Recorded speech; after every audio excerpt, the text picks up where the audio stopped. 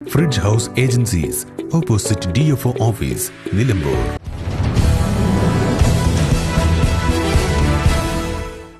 വനം വകുപ്പിന്റെ നേതൃത്വത്തിൽ ലോക മുള സംരക്ഷണ ദിനം ആചരിച്ചു. കേരള വനം വന്യജീവി വകുപ്പ്, social forestry Malappuram division, Chettiar കിണർ ഗവൺമെന്റ് ഹൈസ്കൂൾ ഫോറസ്ട്രി ക്ലബിന്റെയും ഹരിതസേനയുടെയും സംയുക്ത ആഭിമുഖ്യത്തിൽ സെപ്റ്റംബർ 18 ലോക മുള സംരക്ഷണ ദിനാചരണമായി ആചരിച്ചു. ലോകത്തിലെ ഏറ്റവും കൂടുതൽ മുള ഉൽപ്പാദിപ്പിക്കുന്ന രാജ്യം ചൈനയാണ്. രണ്ടാം സ്ഥാനത്ത് നിൽക്കുന്നത് ഇന്ത്യയും. ഇന്ത്യയിൽ തന്നെ മുള ഇനങ്ങൾ, നമ്മുടെ ഇന്ത്യയിൽ കാണുന്ന മുള ഇനങ്ങളുടെ 50% കൂടുതലും കാണുന്നത് കിഴക്കൻ ഇന്ത്യയിലാണ്, പ്രത്യേകിച്ച് വടക്ക് കിഴക്കൻ ഇന്ത്യയിലാണ്, ഭാരതത്തിലാണ് കാണപ്പെടുന്നത്.